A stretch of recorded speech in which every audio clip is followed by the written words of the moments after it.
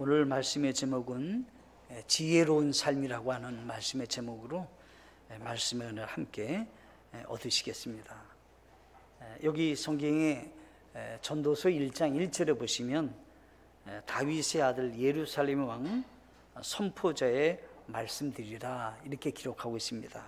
여기 이제 뭐라고 되어 있냐면 선포자의 말씀이다 라고 했는데, 이제 이 선포자가 이제 전도자와 선포자와 동일한 말입니다, 사실은. 그런데 선포자라고 하는 것에는 어떤 의미가 있냐면 이제 공적으로 말하다 이런 얘기입니다. 그러니까 전도자는 말하기는 말하는데, 이제 이 선포하자는 얘기는 공적으로 반드시 모든 사람이 알아야 할 것에 대해서 이렇게 특별하게 말한다 이런 얘기를 하는 것입니다. 그러니까 지금 솔로몬이 모든 사람들이 반드시 알아야 될 내용을 제가 오늘 공적으로 지금 말하겠습니다. 그 중에서 내가 말하는데 이것을 준비한 내 마음을 여러분들에게 그대로 좀 제가 말을 좀 해보겠습니다. 1장 13절에 가시면 뭐라 했냐면, 지혜를 써서 하늘에서 이루어진 모든 일에 관하여 찾아보고 탐구하려고 내 마음을 쏟았는데 이렇게 되어 있습니다. 그러니까 이 전도서를 기록해 가지고 이 전도서 말씀을 공적으로 많은 사람들에게 지금 꼭 필요한 말씀입니다 라고 하는 것을 지금 알리는 데 있어서 내가 얼마나 준비를 열심히 했느냐면, 나는 그래도 지혜로운 사람인데 내 나름대로 지혜를 모았습니다. 그래가지고 뭘 했냐라고 할 때 모든 일에 관하여 내가 찾아보고 탐구했습니다. 뭐에 대해서요?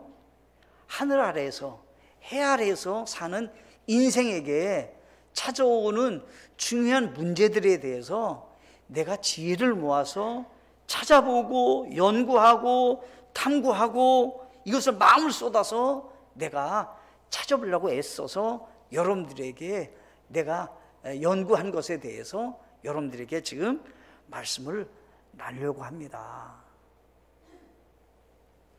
그런데 이 사람이 결국은 뭐라냐면, 내가 아무리 찾아봐도 어떤 사람도 예외 없이 쓰라린 해산의 고통이 있다는 거예요. 이게 여자만 있다 이런 말이 아니라 해 아래에서 인생을 살아가는 모든 사람은 공통적으로 뭐가 있느냐? 쓰라린 해산의 고통이에요. 우리에게 고통이 많다, 아프다라고 할 때 해산하는 고통으로 이렇게 얘기하는데, 이게 모든 사람에게는 쓰라린 해산의 고통을 참 우리가 인생을 사는 사람들이 다 있습니다. 그래서 이 사람이 뭐라고 표현하고 있냐면 이렇게 표현하는 거예요. 해 아래에서 산다고 하는 것 자체가 그냥 허무합니다. 자기는 결론을 딱 내렸습니다. 이 해 아래에서, 이 태양 아래에서 사는 이 인간이 그냥 한마디로 결론을 내립니다. 그냥 헛됩니다. 그냥 허무합니다. 왜 사는지 모르겠습니다. 도대체 이렇게 허무하게 인생을 살 수가 없습니다. 근데 이 사람이 이 세상에서 가장 막 가난하고 아주 그냥 평범하기 그지없이 사는 인생이라면, 이런 말을 할 때 솔로몬에게 사람들이 얘기했죠.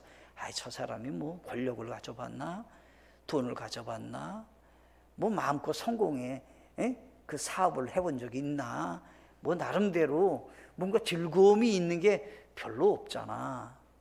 그러니 허무하다는 말을 하는 것은 맞을 수 있어. 그런데 이 솔로몬이라는 사람이 자기를 표현을 딱 했어요. 내가 이것을 말하는데 나도 나름은 모든 걸 가진 사람입니다. 어떤 사람이냐? 1장 1절에 다윗의 아들입니다. 출생부터 다르다는 거예요. 가장 사랑받고 가장 존경받는 다윗이라고 하는 사람의 아들로 나는 출생을 해서 다른 사람과 비교할 수 없는 특권을 누리면서 인생을 산 사람입니다. 그래서 인생을 살아가는 데 있어서 그 사람이 어려움이 없이 살아갈 수 있는 보편적인 사람들이 갖기를 원하는 행복, 모든 사람이 갖기를 원하는 모든 조건들 한마디로 그냥 갖고 태어났다 이런 얘기를 하는 겁니다. 지금 다윗이. 이 솔로몬이 나는 다윗의 아들로 태어났습니다. 뿐만 아닙니다. 나는 예루살렘 왕입니다.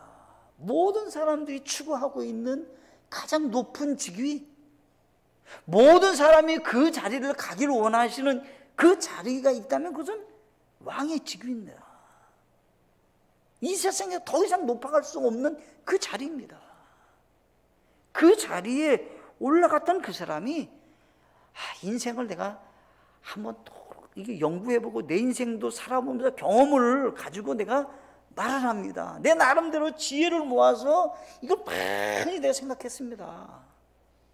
그런데 인생이 얼마나 허무한지, 이 허무하다, 헛되다는 말은 추운 겨울에 불면은 입김이 있어가지고요 따뜻하잖아요. 근데 어떻게 해요?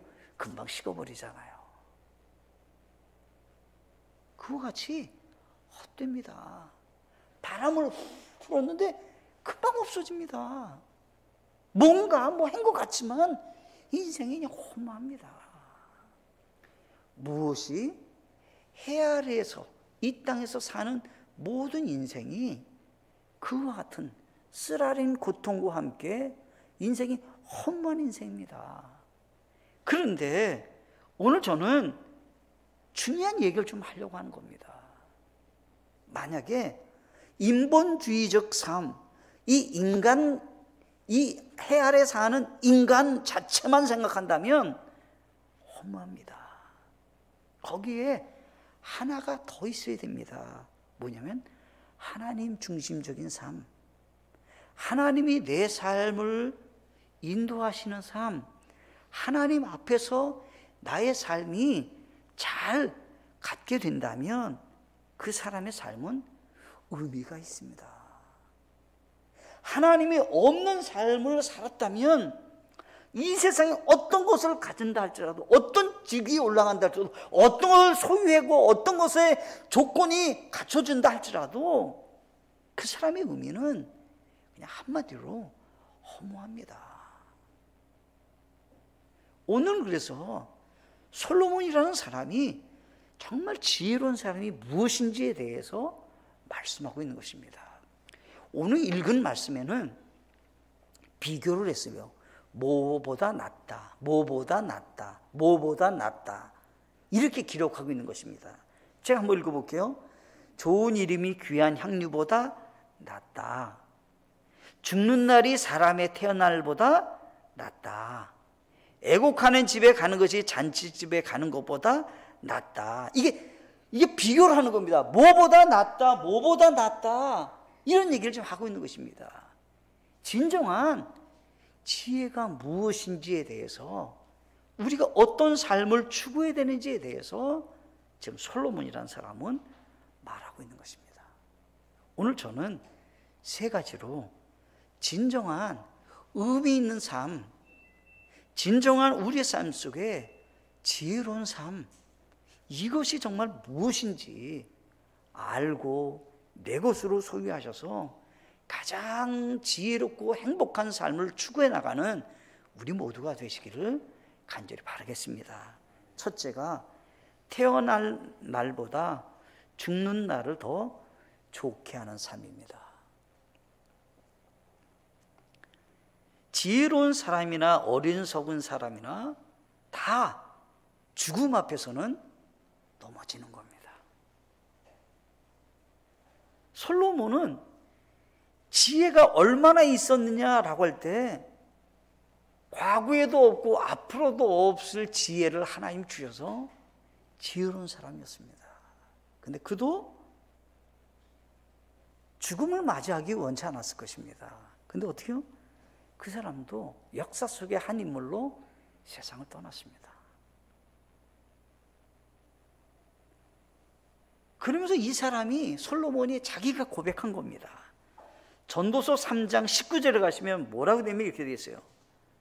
사람들의 아들들에게 일어나는 것이 짐승들에게도 일어나나니 곧 한 가지 일이 그들에게 일어나느니라. 이것이 죽는 것 같이 저것도 죽나니 참으로 그들이 다 한숨을 가졌도다. 지금 무슨 얘기를 하는 거냐면 지금 솔로몬이 한번 생각해 보시라고. 과거 사람이나 현재 사람이나 미래 사람이나 아니 지혜로운 사람이나 어리석은 사람이나 다 죽음이 찾아오면 끝난다는 거예요. 건강한 사람도 젊은 사람도 죽음 앞에 사로잡히는 겁니다. 노년에 세상 떠나신 분이 젊음이 없었을까요? 청춘이 없었을까요? 소망이 없었을까요? 의욕이 없었을까요? 아니에요. 그 젊음을 지나 노년이 돼서 죽음의 자리에 넘어가는 겁니다. 솔로몬이 하는 얘기입니다. 웃음이 무슨 필요가 있습니까? 그 웃음도 죽음 앞에 그냥 사로잡히게 되는 겁니다. 소유가 무엇입니까? 그 소유도 죽음 앞에 그냥 그게 넘어가는 겁니다. 세상의 지식이 무엇입니까? 그것도 넘어갑니다. 라고 하는 거예요. 지금 무슨 얘기를 하는 거냐면 우리는 죽습니다. 라고 하는 거예요. 그러면 죽는데 끝을 알아야 된다. 죽는데 나는 죽음 다음에 나에게 더 좋은 날이 있느냐는 거예요. 예외가 없이 다 죽는다는 거예요, 우리는.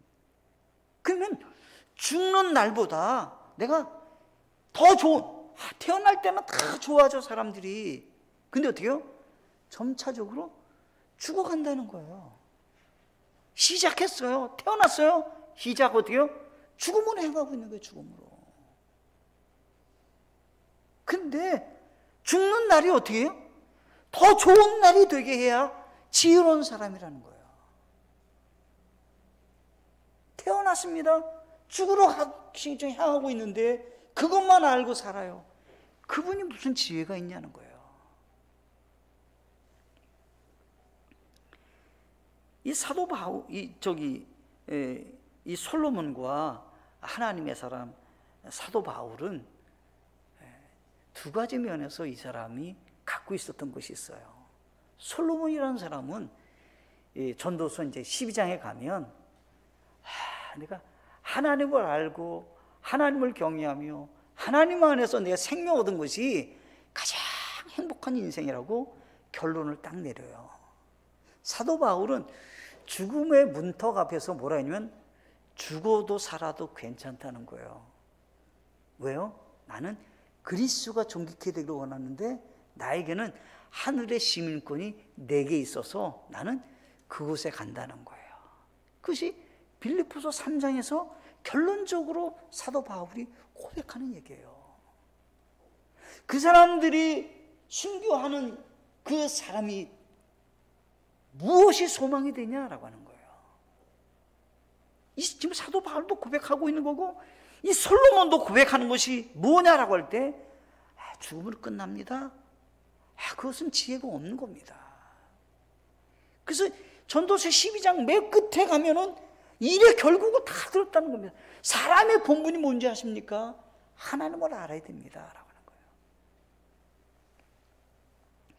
창세기 3장 19절에 가시면 이렇게 하나님께서 죄를 지은 아담에게 결론을 딱 내렸어요. 땅으로 돌아갈 때까지 내 얼굴에 땀을 흘려야 빵을 먹으리니 이는 내가 땅에서 취하여졌기 때문이라. 너는 흙이니 흙으로 돌아갈 것이니라 하시니라. 하나님이 죄를 짓고 난 다음에 아담에게 딱 결론을 얘기했어요. 아담아, 너는 흙으로 창조해서 흙으로 돌아가게 된다. 우리 사람은 영과 혼과 육으로 되어 있습니다. 하나님은 사람에게 흙으로 창조한 다음에 생기를 불어넣으셨습니다. 그게 하나님의 영입니다. 우리에게 영이 있는 겁니다. 짐승과 차이점입니다. 영이 있는 것입니다. 그리고 사람에게 몸이 있습니다. 흙으로 하나님이 창조했습니다. 혼이 있습니다. 자아입니다. 우리의 생각입니다. 우리의 목숨, 생명입니다. 이것이 죽음과 나눠지는 것은 어떻게? 영혼과 몸이 분리되는 것입니다. 사람에게는 영혼이 있는데 이 영혼이 이 몸과 분리되면 죽는다 말하는 겁니다. 그때 내 인생이 죽음 다음에 이 영혼이 천국이냐 지옥이냐, 내 영혼이 주님을 맞이할 수 있는 준비가 됐느냐 안 됐느냐가 태어난 날보다 죽는 날이 더 좋은 날이 되는가 하면 그렇지 못하게 된다, 이런 얘기를 하는 거죠. 우리 인생이 긴 것 같지만 성경에서는 짧다고 얘기합니다. 얼만큼 짧으냐? 모세는 고백을 했어요. 시편 90편 2절 말씀에, 시편 90편 10절 말씀에 우리의 햇수의 날들이 70년이요 강건하면 80년이라도 그 햇수의 위력은 수고와 슬픔뿐이니 그 위력이 곧 끊어짐에 우리가 날아가 버리나이다. 우리 인생 보통 그냥 70, 80 이렇게 보통 산다는 거예요. 보통. 그러면 이것이 어느 정도냐라고 할 때 그냥 날아간다는 거예요. 시작과 동시에 막 날아간다는 거예요. 얼마나 쏜살같이 가는지 세월이 금방 날아간다는 거예요. 70년 긴 것 같고 80년 긴 것 같은데 어느 순간에 그냥 확 날아왔다는 거예요. 성경에서는 그렇게 짧다는 거예요. 야고보서 4장 14절에서는 우리 인생이 얼마나 짧은가를 얘기했는데 이렇게 표현했어요. 내일 있을 일을 너희가 알지 못하노도다. 너희 생명이 무엇이냐? 그것은 곧 잠시 나타났다가 그 뒤에 사라져버리는 수증기니라. 끓으면요 어떻게 해요? 수증기가 쑥 올라오잖아요. 근데 어떻게 해요? 금방 사라져요. 수증기가 무슨 오래가지 않아요. 그냥 위로 올라오면 그냥 금방 사라졌어요. 뭐 있는 듯 했는데 보면 그냥 없어졌어요.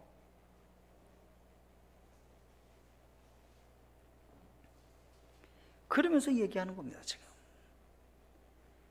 죽음과 짧은 생애가 우리에게 있다면 그걸 통해서 지혜로운 사람은 영원히 거할 천국을 준비해야 된다, 이런 얘기를 하는 겁니다, 지금. 내가 영원히 거할, 내 영혼이 영원히 거할 저 천국을 준비하는 사람이야말로 지혜로운 사람이다. 헤아리서가 전부 다 알 것 같으면 인생이 얼마나 허무하고 쓴 아주 그냥 그 인생 밖에 살 수밖에 없는 해산의 고통이 있는 인생을 살아간다는 거예요, 우리 인생이. 그런 인생으로 끝을 내야 되는가? 아니라는 겁니다. 그것은 지혜가 없다라고 하는 거예요. 요한복음 14장 2절과 3절 말씀에는 내 아버지 집에 거할 곳이 많도다. 그렇지 않으면 내가 너희에게 말해 주었으리라. 내가 너희를 위하여 처소를 예비하러 가노니 가서 너희를 위해 처소를 예비하면 내가 다시 와서 너희를 내게로 받아들여 내가 있는 곳에 거기에 너희도 있게 하리라. 우리 주님께서는 내가 처소를 예비하러 간다는 거예요. 처소를 예비하면 우리를 데리러 오신대요. 그럼 끝이에요, 끝이에요. 그래서 우리 주님께서는 진정한 저 천국을 예비한 사람인가? 태어난 날보다 죽는 날, 천국 가는 날이 더 좋은 사람이 되셔야 된다, 이런 얘기를 하는 거예요, 지금요. 그것이 안 된다면 그분은 아직 지혜로운 사람이 아니다라고 하는 거예요. 두 번째가 있습니다. 두 번째, 세상 즐거움보다 하나님의 말씀에 순종하는 삶. 여기 이제 2절에 보시면 애곡하는 집에 가는 것이 잔치집에 가는 것보다 낫다. 3절에 슬픔이 웃음보다 나음은 이는 얼굴의 슬픔으로 인하여 마음이 더 나아지기 때문이다. 자, 여기서 이제 얘기하는 거예요. 당연히 잔치집에 가서 웃고 즐겁게 지내는 것이 더 좋지요. 장사집에 가서 슬프고 죽음을 이렇게 맞이한 정말 그 가슴 아픈 그런 가정에 가는 것이 뭐가 좋겠어요. 근데 하나님께서는 얘기하는 겁니다. 너의 마음이 지혜로운 마음을 가지려면 너는 어딜 가야 되냐?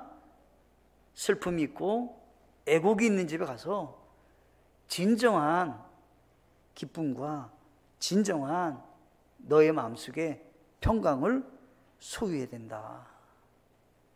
4절에서는 지혜로운 자의 마음은 애곡하는 집에 있다. 이게 무슨 얘기냐면요, 세상 즐거움보다 하나님의 말씀의 기준에 말씀에 순종하는 삶을 살아야 된다라고 하는 거예요. 지금 솔로몬이 자기 얘기를 하는 거예요. 지금 무슨 얘기냐면 솔로몬은 당대에 왕위로 재위하던 시절에 가장 넓은 영토를 소유하고 있었습니다. 왕들에게 가장 큰 그 기쁨은 영토 확장이잖아요. 가장 넓은 영토를 갖고 있었고요, 가장 안정적으로 평화의 나라를 유지하고 있었습니다. 그러니까 대내외적으로 나라가 아주 좋은 그런 상태였습니다. 솔로몬이 재위하던 시절에. 그런데 이 솔로몬이 이와 같은 축복을 받는 데 있어서는 한 가지 조건이 있었습니다. 하나님 앞에 기도를 하게 됐습니다. 솔로몬에게 하나님은 열왕기상 3장에 하신 말씀입니다. 솔로몬아, 내가 너에게 한 가지 기도를 내가 들어주고 싶은데 내게 구하라. 네가 얼마나 내 마음에 좋은지 네가 나에게 하나를 구하면 내가 그 응답해 주겠다. 그랬더니 이 솔로몬이 하나님께 간구하기를 뭘 간구했냐면, 하나님, 저에게 지혜를 주시고 이해하는 마음을 주십시오. 나라를 잘 다스리게 주시고 모든 것을 잘 이해해서 하나님의 뜻을 이 땅에 이 백성을 하나님께로 향하게 하는 일에 잘 쓰임 받을 수 있는 그런 왕이 되게 해 주십시오 라고 하는 거예요. 그러니까 하나님이 흡족하신 거예요. 아니, 왕이 됐으니 군사력을 달라든거나 아니면 강력한 왕권을 달라든가 아니면 왕이 됐으니까 이제 너무 좋은 그 왕으로서 행복하게 살 수 있는 물질을 달라든가 이럴 줄 알았더니 솔로몬이 하나님께 겸손하게, 하나님, 제가 왕이 됐는데 왕을 잘 제가 직위를 감당하려면 지혜와 이해하는 마음을 제가 가졌으면 좋겠습니다. 그때 하나님이 너무 좋아서 네가 어째 얼마나 내 마음을 흡족하는지 모르겠다. 그러면서 하신 말씀이 네가 구하지는 않았지만 너에게 부귀영화를 주겠다. 군사력도 내가 강건한 나라 되게 해주겠다. 너희 나라 안정돼서 너희 이름대로 평화의 나라가 되게 해주겠다. 네가 구하지 않았지만 네가 건강하게 인생을 살 수 있게 축복해 주겠다. 이렇게 하나님께서는 약속을 하셨습니다. 그래서 그가 그 모든 축복을 하나님께 받아서 인생을 살았던 사람입니다. 그 사람이 하루 어떻게 음식을, 재료를 갖고 살았는가를 보면 얼마나 이 사람이 풍요로운 인생을 살았는가를 알 수가 있습니다. 열왕기상 4장 22절로 23절에 보시면 이렇게 기록하십니다. 솔로몬의 하루 식량은 고운 밀가루 30고루와 굵은 가루 60고루와 살찐 소 10마리와 초장의 소 20마리와 양 100마리와 그 외 숫사슴과 노루와 다마사슴과 살찐 날짐승이었더라. 그냥 간단하게만 고기류하고 밀가루 같은 그런 것들을 적어놨는데도 어마무시합니다. 어마무시해요. 하루에 소가 10마리가 그 사람 올라가게 하면은 10마리 중에서 이 솔로몬이 얼마나 맛있는 것만 먹겠어요. 소 20마리에 또 이거는 어린 소라는 얘기죠. 어린 소. 황소 10마리에 이 초장에 있는 작은 소들 20마리, 양 100마리, 숫사슴, 노루, 다마사슴,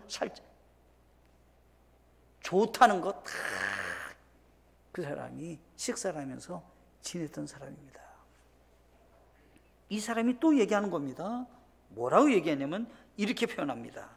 여기 보니까 열왕기상 4장 여기 20절에 보니까 유다와 이스라엘이 바닷가의 모래같이 수가 많게 되었으며 먹고 마시며 즐거워하였고, 자기도 그냥 풍요롭게 사는 삶이 가면 백성들도 너무 풍요로운 거예요.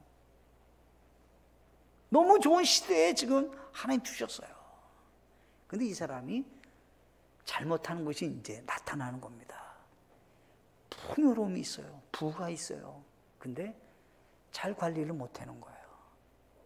이것 때문에 넘어지는 거예요. 그래서 그 사람이 두 가지를 잘못해요.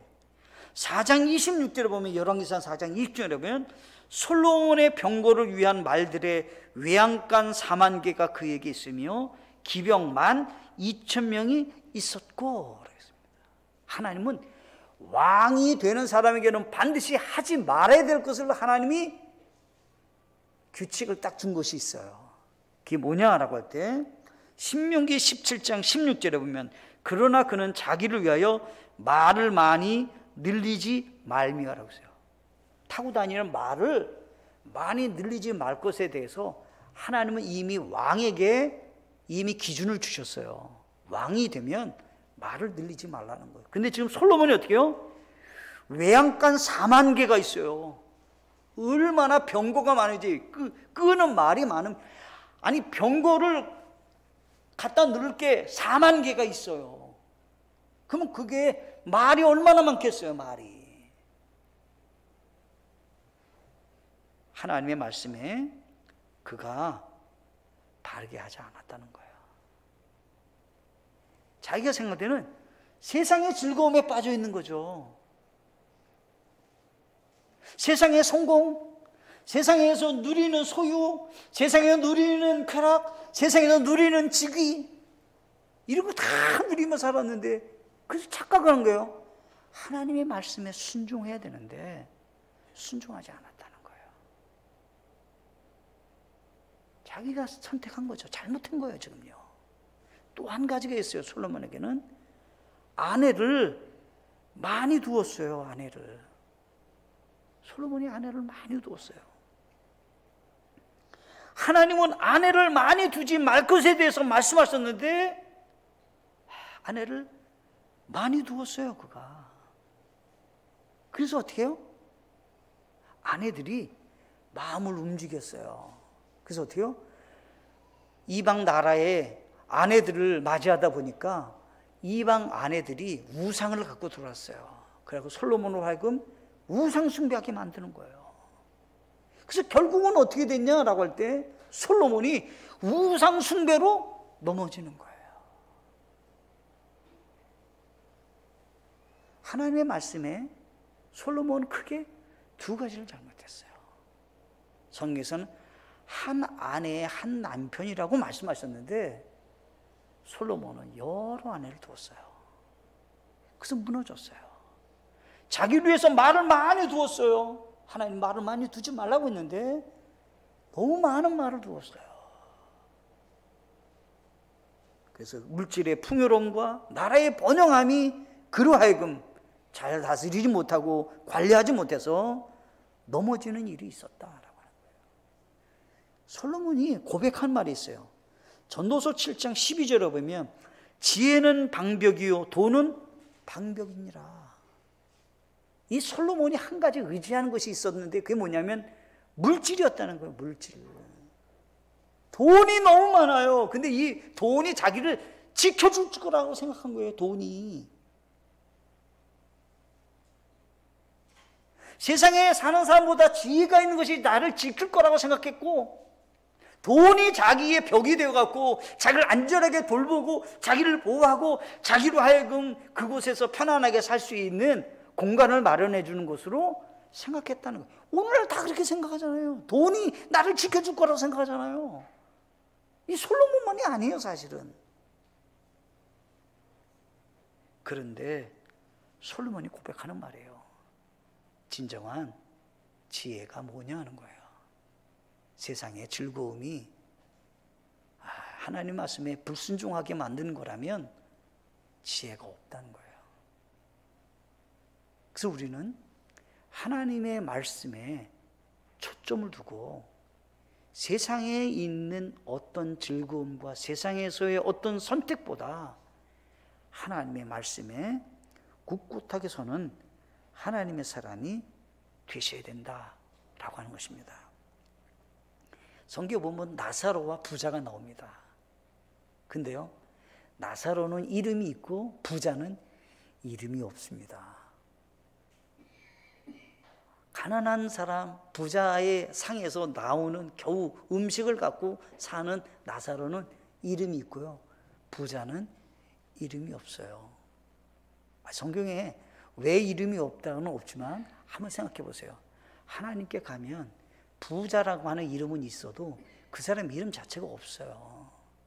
생명책에 이름이 있으려면 예수 믿고 구원받아야 나사로라고 하는 생명책에 이름이 기록될 거 아니에요. 세상에 즐거움이 아무리 있어도 주님이 볼 때는 이름도 없는 거예요. 이름도 없는 거예요. 이 세상에 아무리 그 사람이 부자로 살았어도 그 부자가 어떻게 해요? 내 혀끝에 물 한 방울 떨어뜨리라고. 얼마나 고통스러우면 그런 얘기를 하고 있어요. 세 번째가 있습니다. 세 번째, 세상 지혜보다 하나님의 지혜를 추구하는 삶. 여기 이제 7장 11절로 12절을 보시면 이렇게 돼 있어요. 지혜는 상속 재산과 더불어 좋은 것이니 해를 쳐다보는 자들에게는 그것을 통하여 유익이 있도다. 지혜는 방벽이며 돈은 방벽이니라. 그러나 지식에 뛰어난 점은 지혜가 그것을 소유한 자들에게 생명을 준다는 것이니라. 여기서 중요한 얘기를 했어요. 자, 보세요.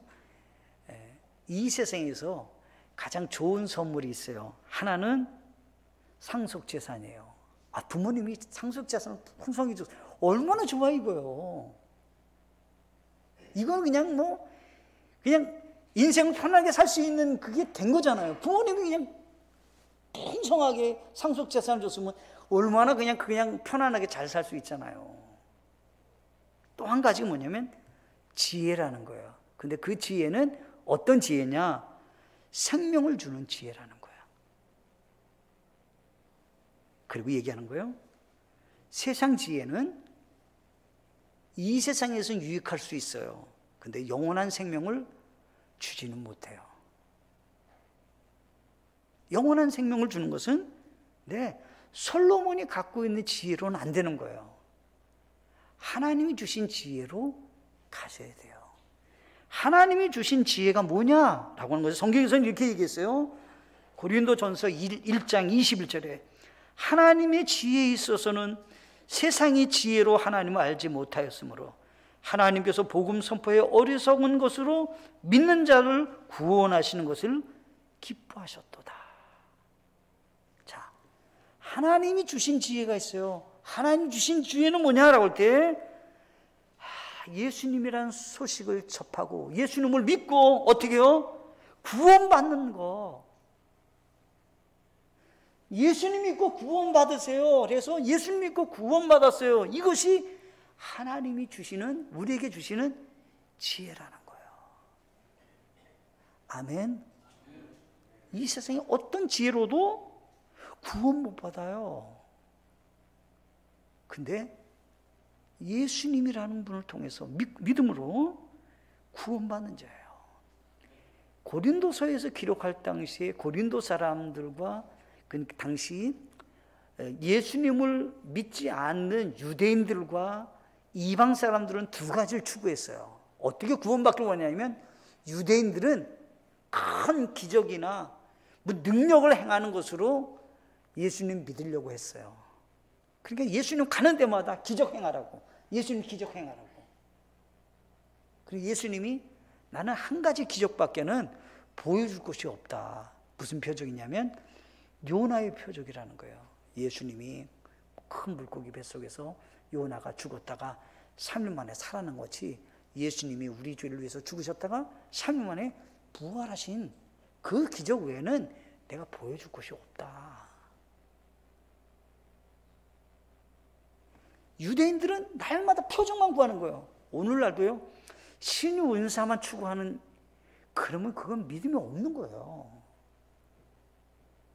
무슨 병 고쳤다 맨날 유대인들이 하는 그런 모습이었던 거예요. 또 한 가지가 있어요. 여기 이제 이방 사람들은 뭐냐면, 그리스 사람들은 철학이에요. 철학.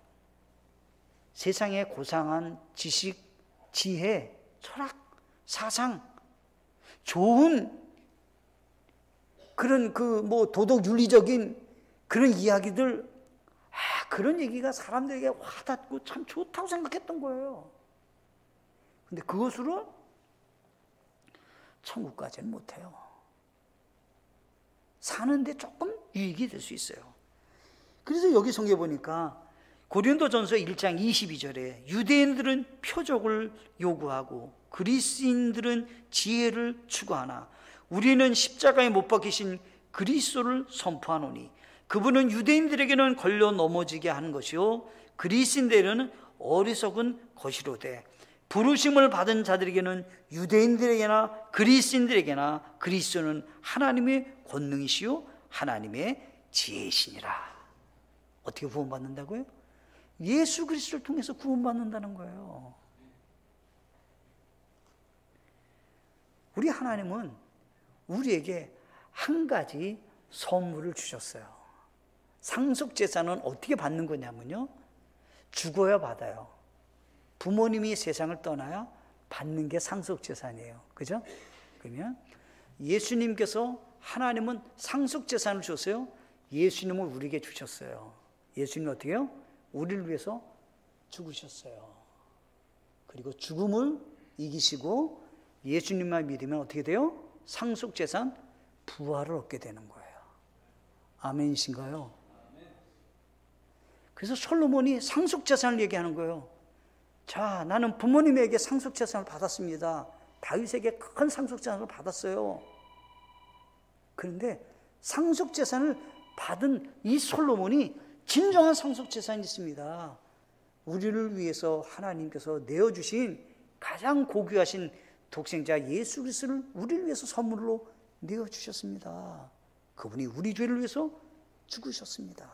그리고 어떻게 해요? 그분이 부활하셨습니다. 그리고 우리에게 어떻게 해요? 선물로 구원의 선물을 그냥 주시겠다는 거예요. 여기 성경에 보면 이렇게 돼 있어요. 여기 이렇게 기록했는데 이렇게 돼 있어요. 요한일서 5장 12절에 아들이 있는 자에게는 생명이 있고 하나님의 아들이 없는 자에게는 생명이 없느니라. 한마디로 아들 예수님으로 인해서 생명이 있고 아들이 없으면 어떻게 해요? 생명이 없다는 거예요. 우리 교회에 나오는 모든 분들은 한 분도 예외 없이 가장 지혜로운 분이 되시길 간절히 원합니다. 태어난 날보다 죽는 날이 더 낫다, 이런 분이 되시고 세상의 즐거움보다 하나님의 말씀에 순종한 것이 낫다, 이런 지혜로 사시고 이 세상에 살면서 세상의 지혜보다 하나님의 지혜를 정말 우리가 추구하는 삶을 살아가는 우리 모두가 되셔서 가장 지혜롭고 가장 하나님의 사랑받으며 살아가는 그런 하나님의 사람들 되시기를 간절히 바라겠습니다.